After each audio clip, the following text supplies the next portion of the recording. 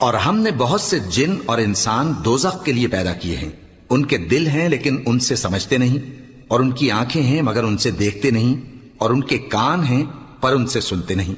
یہ لوگ بالکل چوپایوں کی طرح ہیں، بلکہ ان سے بھی زیادہ بھٹکے ہوئے۔ یہی وہ ہیں جو غفلت میں پڑے ہوئے ہیں۔ اور اللہ کے سب نام اچھے ہی اچھے ہیں، تو اس کو انہی ناموں سے پکارا کرو، اور جو لوگ اس کے ناموں میں کجی اختیار کرتے ہیں ان کو چھوڑ دو۔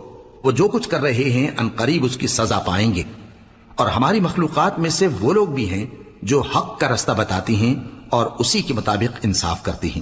اور جن لوگوں نے ہماری آیتوں کو جھٹلایا ان کو ہم بتدریج اس طرح پکڑیں گے کہ ان کو معلوم ہی نہیں ہوگا، اور میں ان کو مہلت دیے جاتا ہوں، میری تدبیر بڑی مضبوط ہے۔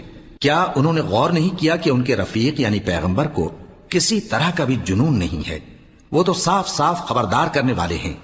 کیا انہوں نے آسمان اور زمین کی بادشاہت میں اور جو چیزیں اللہ نے پیدا کی ہیں ان پر نظر نہیں کی، اور اس بات پر خیال نہیں کیا کہ عجب نہیں کہ ان کی موت کا وقت نزدیک پہنچ گیا ہو؟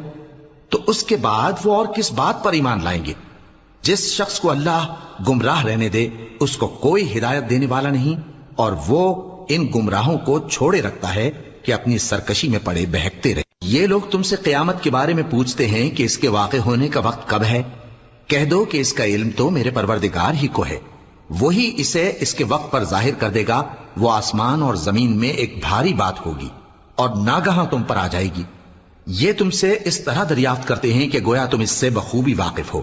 کہو کہ اس کا علم تو اللہ ہی کو ہے، لیکن اکثر لوگ یہ نہیں جانتے۔ کہہ دو کہ میں اپنے فائدے اور نقصان کا کچھ بھی اختیار نہیں رکھتا مگر وہ جو اللہ چاہے، اور اگر میں غیب کی باتیں جانتا ہوتا تو بہت سے فائدے جمع کر لیتا اور مجھ کو کوئی تکلیف نہ پہنچتی۔